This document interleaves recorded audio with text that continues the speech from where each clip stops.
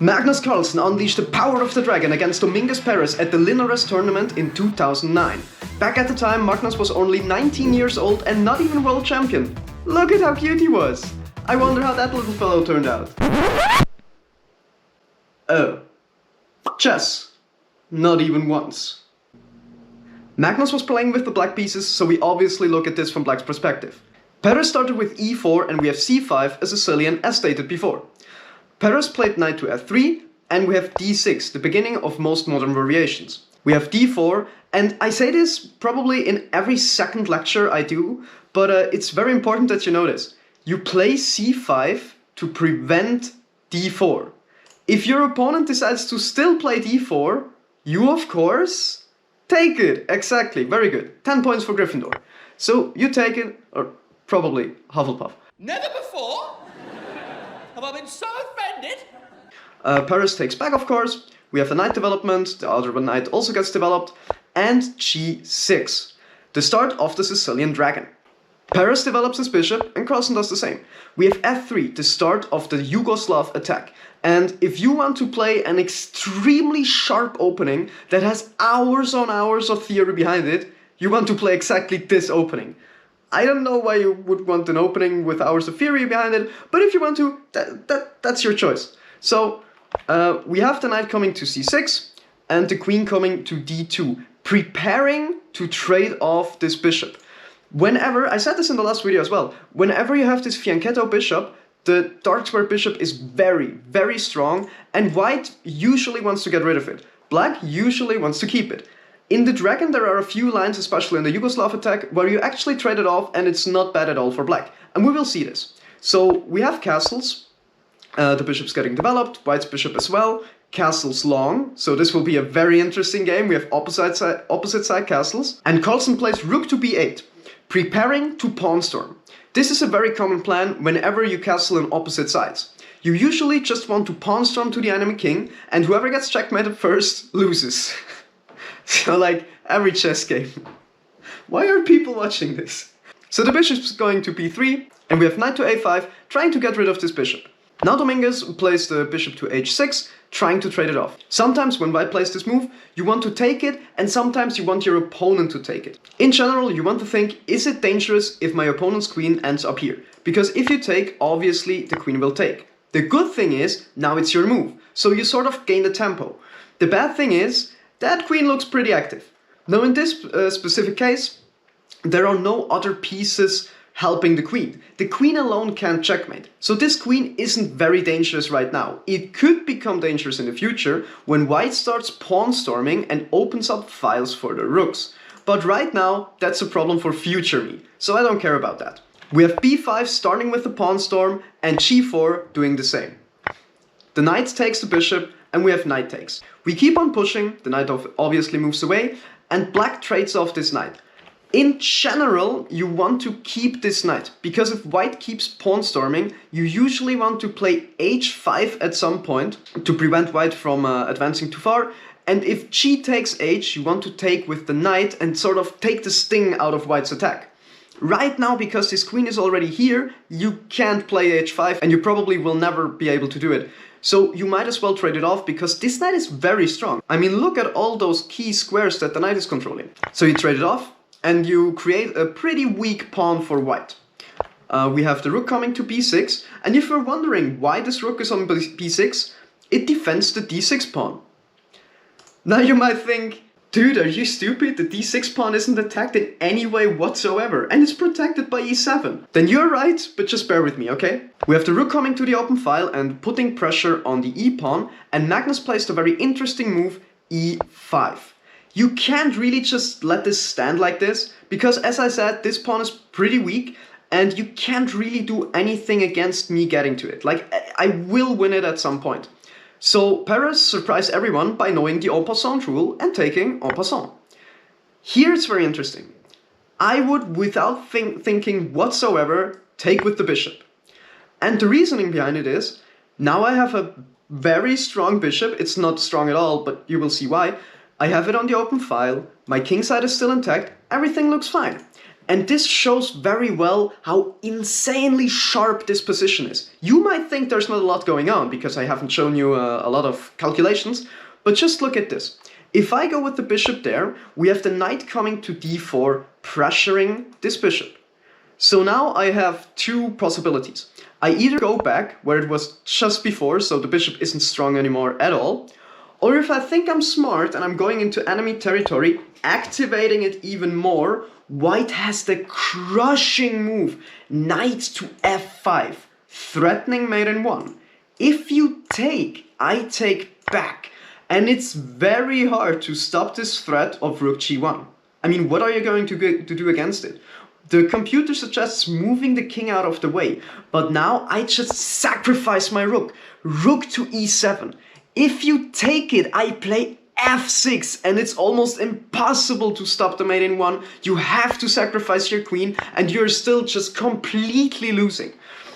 So if we go back a couple of moves, you can't put the bishop on the c-file because it needs to guard f5. So here, it's not correct to take with the bishop, but you should actually take with the pawn. Now you have two center pawns and an open rook. Also, this pawn is hanging, so this is pretty good.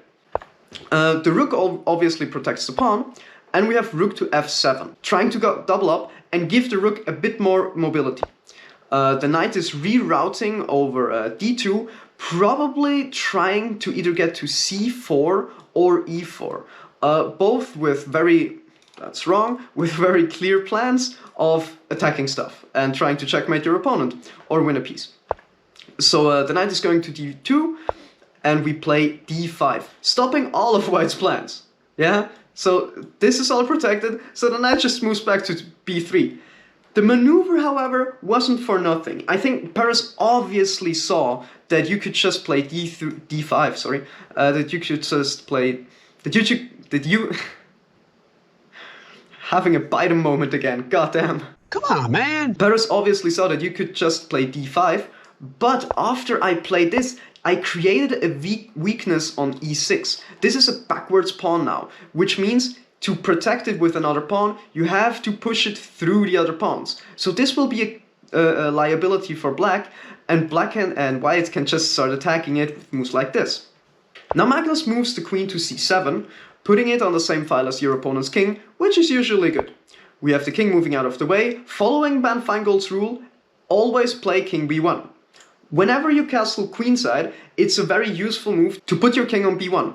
It's just way safer there. We have the rook coming back to b8, rook to e1, doubling up, and rook to c8, pressuring the weak c2 pawn.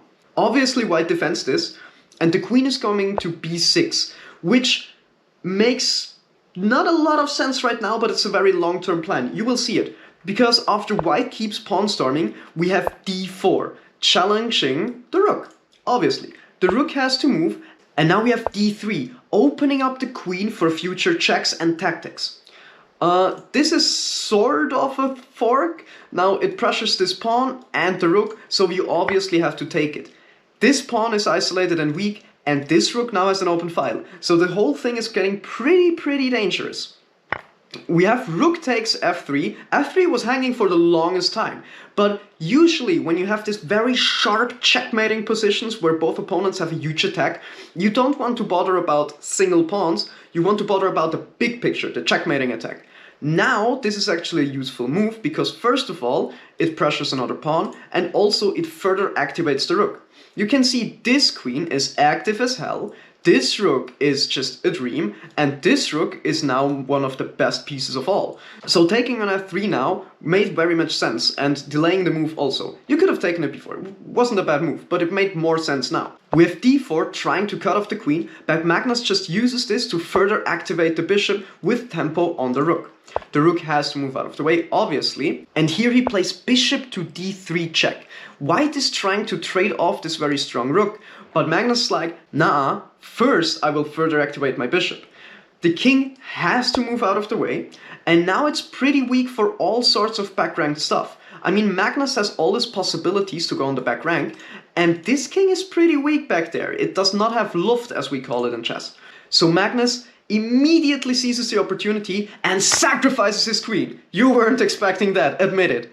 Now, this is a pseudo-sacrifice. It's not really a sacrifice, because there is no way that any Super GM or any title player at all would take the queen and blunder mate in one. So obviously Dominguez didn't take the queen, but he took a pawn himself. Pretty good, pretty good.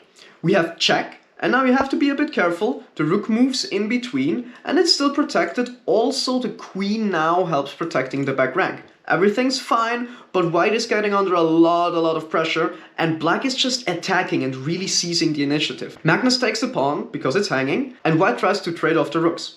Now, Magnus doesn't take like this, because then his bishop is on the back rank, that's not very good. He takes like that, he takes this rook. Now this bishop stays active, and this queen is just a monster in the middle of the board. Knight to c5, attacking the queen and sacrificing the knight. Or at least trying to sacrifice it, because again, you can't take it because obviously Super GMs won't blunder mate in one. So Magnus moves his queen, attacking the rook. We move the rook, and this will be a liability for quite some time, because we now have this pin. It's not an ultimate pin, like you could move away the knight, because right now it's protected, but still, it's not really what you want. You don't want to pin your own pieces. So we have the bishop that's moving out of the way, because you don't want to trade it off. And the queen is coming to f4. Here Magnus remembers that usually you want to pawn storm in the Yugoslav attack. So he plays a5. Very calm, I mean, as calm as a pawn storm can be. He just plays f5 because he realizes his pieces are as good as it gets. Now it's time to create weaknesses around the enemy king. And white is still trying to do the same with h5. Just to show you, of course, you can't take this because you hang your bishop. Now, Magnus moves the queen back to e7, sort of a little bit helping the defense, but mostly putting pressure on the pinned piece. We have the queen coming to c4 with check, obviously we block it with the bishop, and the queen is moving away. Now this knight is super pinned. Like, first of all it's pinned to the queen, but even if the queen moves away, it's pinned to the rook with checkmating threats. So that's not really looking good for white. We have the queen coming to g5, still keeping an eye on this knight, but also just simply attacking the pawn. And you can't really save the pawn, so white takes it. And just to show you, black can still make a lot of mistakes here. Like if black just continues to pawn storm, white takes on g6. And you can't take back, because this is really not looking good. I mean, how do you get out of the check? You have to move the queen in between, because if you go away with the king, I just really start attacking you. Like, really start attacking you. How do you defend this? And if you move the queen in between, I mean, I take, you take, check, you lose your rook, everything falls apart. So the position is still very sharp. You still have to be very accurate to win this position. Of course Magnus sees this, so he plays queen to g5, stopping all of those threats. We have h takes g and h takes g. White realizes that you have to do something against the attack, and he plays a3, getting Luft for the king. But not really. Like, yes, the king now has an escape square, but he doesn't. So you have to try something here, because the position is just very difficult for white to play and almost completely lost. And you see, even trying to get rid of the back rank threats, it's just difficult. It's just very difficult. Of course you take, you want to open up the king, and we have queen to c3. Here, white does not really want to take, because now it's just open house for black. I mean, you make this check, and it's not that easy to get out of the check. You either move away with the king, but then rook b8 is just coming. And no matter what or where you put anything in between, I just chop it away with my rook. The other move is very interesting. After queen b2, it's black to move and to win a piece, and therefore the game. You can pause the video here if you want to try to find it. It's the really strange looking rook takes c5. You can't take me with the queen. I mean, you can, but I'm just up a piece. And if you try to take here, I take back like this, and I'm up a piece again. So no matter what you do, you lose a piece here. That's why white did not take with the b-pawn, but instead played queen to c3 first. Magnus takes with the pawn, and we have king takes. Remember when I said that this pin will be a liability? Yeah, it's still the same pin, and white's pieces can move. So we have the queen coming to d5, and it's really getting dark for white. You have this battery here, always looking for possible checkmating ideas. Just for example, if you waste a move, that's just mate in 1. It's very simple. So you really have to be careful here. White creates an escape square for the king by moving up the rook. If I check here now, you can still escape. This is still crushing for black, don't get me wrong. But Magnus very calmly plays h4. We have the king coming back to a1. This isn't checkmate because now the rook is protecting it. And a3. Now this isn't only a pawn storm anymore. The pawn is obviously has created some weaknesses and is covering some squares. But also, this is close from getting a queen. So white starts to panic a little bit. We have queen to e3 and the bishop dropping back to f7. In case you're wondering, it was twice attacked. You still have to protect your pieces even though when you're attacking. But now the queen just has to go back because nobody was protecting this knight. This knight is still twice attacked. So black's like, alright, you know what? I can't get any further with this pawn, that won't serve me anything. But how about g5? Maybe you can stop the checkmating threat and the a pawn, but how about stopping the checkmating threats, the a pawn and the g pawn?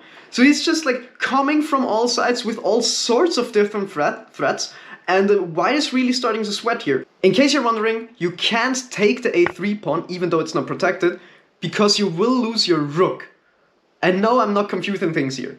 You play rook to a8. The only way to save your queen is to put the knight in between. Now you check, the king has to move out of the way, and you play bishop to g6, winning the rook with the skewer.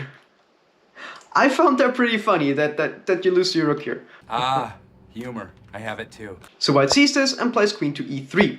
We have the rook coming to e8, and the queen just has to move back. Listen, it's really not easy to move as white here. Now we have rook to e2, trying to sacrifice the rook again. And you can pause the video here to see what happens if white takes the rook. I hope you found it. Takes, check. You can't move the king anywhere because of this bishop. You have to move the queen in between, and I take the queen with checkmate. Obviously Perez saw this and prevented the checkmating idea, but I just exchanged rooks.